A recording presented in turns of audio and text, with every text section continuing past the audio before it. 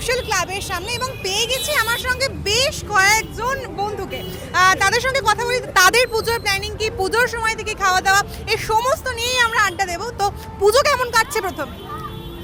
সবেমাত্র তো শুরু, আর আমরা অনেক বছর পরে অ্যাকচুয়ালি আমাদের যে স্কুল ফ্রেন্ডস আছে সবাই একসাথে বেরিয়েছি। সবসময় প্ল্যান করি কিন্তু হয়তোবা কোনো একটা কাজের কারণে হয়ে উঠতে পারে না, বাট অনেক বছর পরে আজকে বেরিয়েছি, খুবই মজা হচ্ছে। পুজো মানেই খাওয়া দাওয়া, ওয়েট করছি, এখানে প্রচণ্ড ভিড়। তো বলছে মিনিমাম 45 মিনিটস থেকে 1 ঘন্টার মতন সময় লাগবে। তো ওয়েট করছি, দেখি কতক্ষণ হয়। আচ্ছা, তো পুজোর সময় কি খাওয়া দাওয়া বেশি প্রেফার করা হয় আর কি, মানে কোন ধরনের খাবার, ইন্ডিয়ান কুইজিন বা অন্য কোনো কুইজিন? পুজো মানেই তো অনেক রকমের খাওয়া দাওয়া, ঠিক আছে না? এখন অবধি তো আমরা অনেক কিছুই খাচ্ছি, যেমন স্ট্রিট ফুড খেলাম, ফুচকা, দই, এসব তো খাওয়াই হচ্ছে।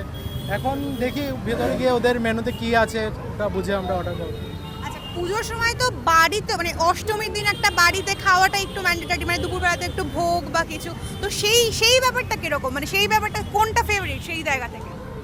বেসিক্যালি আমরা পুজোতে যে অন্নভোগ খাই ওটা তো সবারই ফেভারিট, যে দুর্গাবাড়িতে গিয়ে যে আমরা অঞ্জলি নিই বা যার যার পাড়াতে যে পুজোতে আমরা অঞ্জলি দিই, তারপর অন্নভোগ খাওয়া হয়, এটা তো সবাই খায়। সবাই আশা করি যে পুজোর একদিন যেটা অষ্টমীর অন্নভোগ সবারই ফেভারিট থাকে। এখনো পর্যন্ত যে যে ঠাকুরগুলো দেখা হয়েছে তার মধ্যে, মানে ষষ্ঠীর দিনকে জিজ্ঞাসা করছি যে আজকের সন্ধ্যাতে যে ঠাকুরগুলো দেখা হয়েছে তার মধ্যে সব থেকে কোনটা বেস্ট লেগেছে, মানে কোন ক্লাবটা সব থেকে বেস্ট লেগেছে? Netaji place centre. আচ্ছা, আপনার কোনটা বেস্ট লেগেছে? চিত্তরঞ্জন। আপনার? আমি এখনো বেসিক্যালি সেরকম ভাবে দেখিনি, কারণ আমি মানে ওদের সাথে আরেকটু পরে জয়েন করেছি, তো তার জন্য এখন আমি দেখিনি, জাস্ট এখনই জয়েন করলাম, ওটাই আর কি।